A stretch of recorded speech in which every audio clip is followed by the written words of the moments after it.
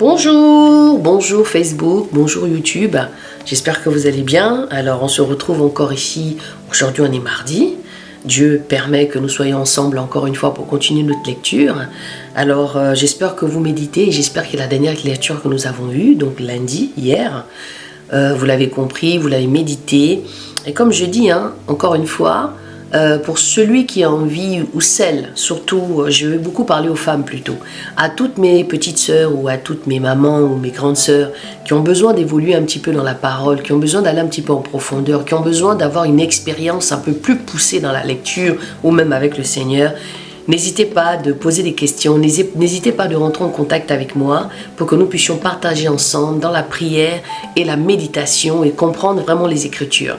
Vous savez, le Seigneur il est plus loin. Yahweh, il n'est plus loin, il est à côté de chacun de nous. Vous voyez tout ce qui se passe au jour d'aujourd'hui. Vous voyez comment l'ennemi est en train de redoubler d'efforts en ce moment. Il est en train de faire des choses, il redouble d'efforts pour amener les enfants de Dieu. La distraction totale qu'il y a aujourd'hui dans le monde. Vous savez, on a un adversaire de taille. Mais n'empêche que le Dieu que nous avons est plus puissant que lui. Donc, pratiquons le Matthieu 11-12, car depuis le temps de Jean-Baptiste à aujourd'hui, le royaume des cieux est forcé, ce sont les violents qui s'emparent. D'accord? La violence ici, ce n'est pas... la violence, c'est d'abord la violence avec la parole de Dieu. C'est d'abord là où on doit commencer à pratiquer la violence. La violence, ce n'est pas dans les décisions, ce n'est pas dans certaines choses, mais c'est d'abord dans la parole. C'est d'abord...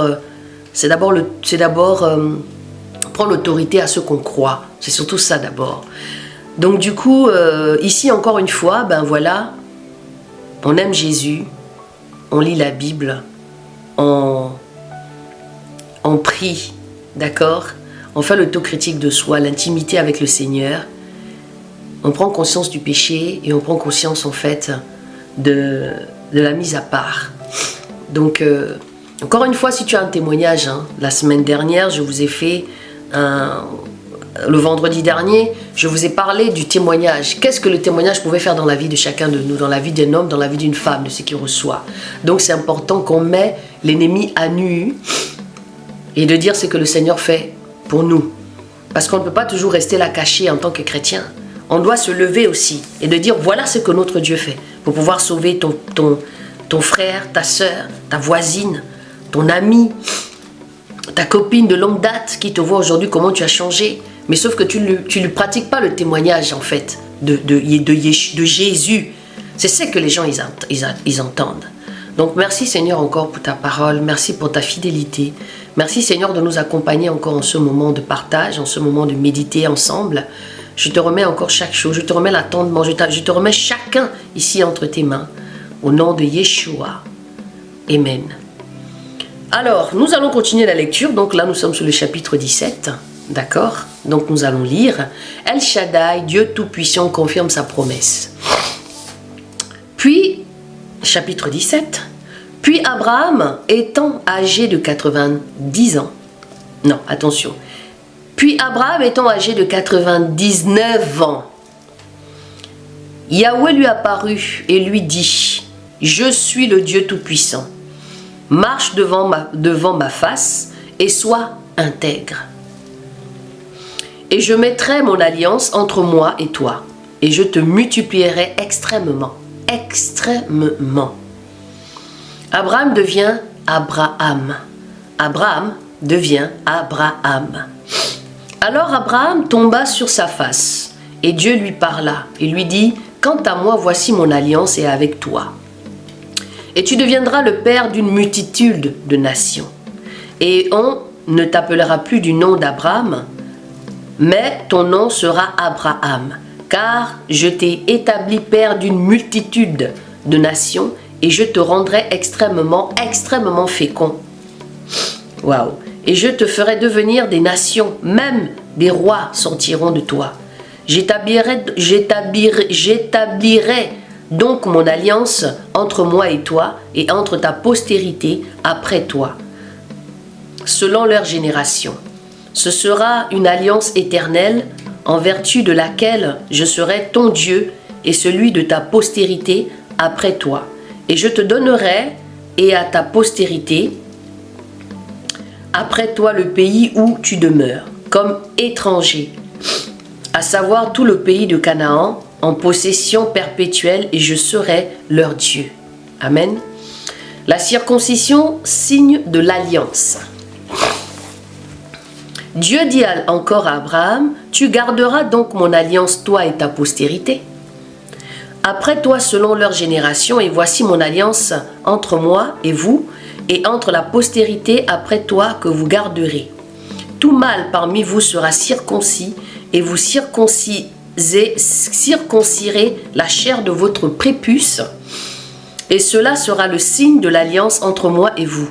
Tout enfant mâle de 8 jours sera circoncis parmi vous dans vos générations, tant celui qui est né dans la maison que l'esclave à qui a pris d'argent, de tout étranger, qui n'est point de ta race. » Amen.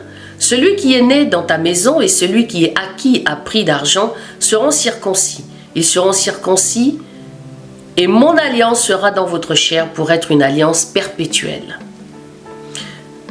Et le mâle incirconcis qui n'aura pas été circoncis dans sa chair sera retranché du milieu de son peuple parce qu'il aura violé mon alliance.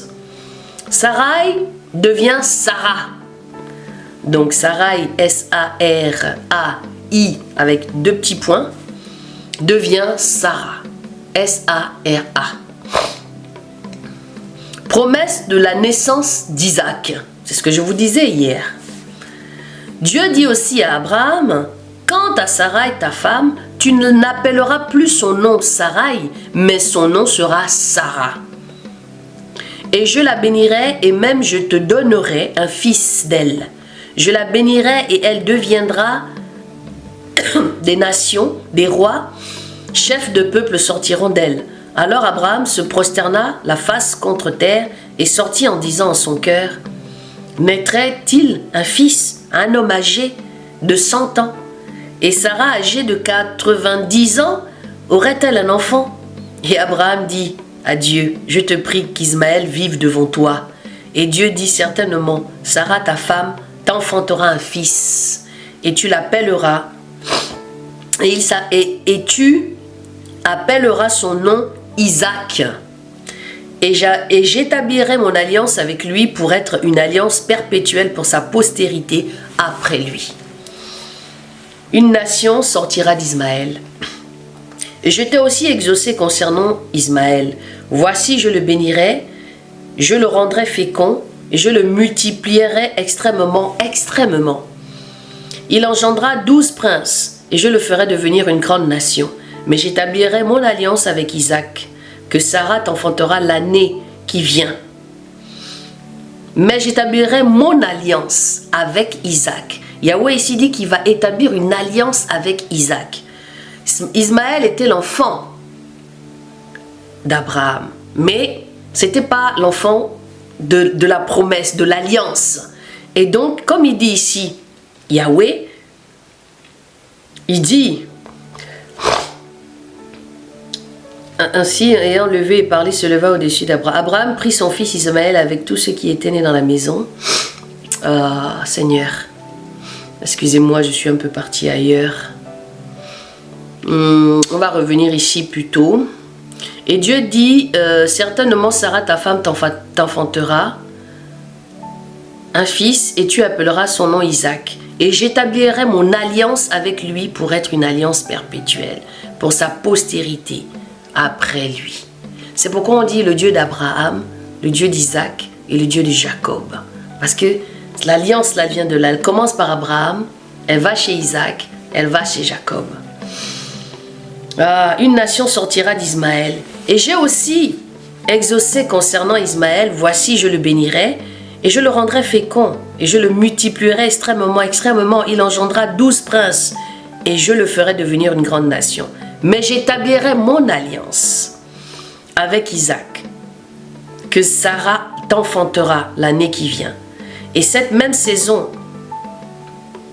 et Dieu ayant achevé de parler, se leva au-dessus d'Abraham, et Abraham prit son fils Ismaël avec tous ceux qui étaient nés dans sa maison, et tous ceux qui avaient acquis le prix d'argent, tous les mâles qui étaient des gens de sa maison, et il les circoncit. et il circoncit la chair de leur prépuce. En ce même jour-là, comme Dieu le lui avait dit, Abraham était âgé de 99 ans quand il circoncit la chair de son prépuce.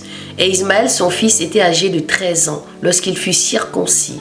En ce même jour, Abraham fut circoncis et son fils Ismaël aussi. Et tous les gens de sa maison, tant ceux qui étaient nés dans la maison que ceux qui avaient été acquis à prix d'argent. Les étrangers furent circoncis avec lui. Merci Seigneur, on a fini notre chapitre 17. Je vais juste revenir sur quelques écrits ici. Dieu se révèle ici à Abraham comme le Dieu tout-puissant. Or, Christ s'est présenté à Jean comme le Dieu tout-puissant. Plus loin, le Seigneur serait au milieu du trône céleste sous la forme d'un agneau. Ayant cette corne qui représente sa toute-puissance, Jésus est bien le Dieu tout-puissant qui s'était révélé qu'Abraham. Les bien-aimés, je vous laisse encore méditer dessus. Je vous laisse encore méditer. Je vous laisse encore vous-même aller vous chercher dans cette parole. Parce que c'est important. On est dans Méditons ensemble. Donc nous continuons toujours à méditer. Nous continuons toujours encore à chercher la volonté de Dieu dans cette lecture. Donc soyez bénis encore. Et on se retrouve jeudi par la grâce de Dieu. Parce que Dieu, tout ce qu'il fait, Dieu est bon. Soyez bénis encore dans le nom de Jésus. Je vous dis à tantôt et bonne méditation à vous tous. Soyez bénis.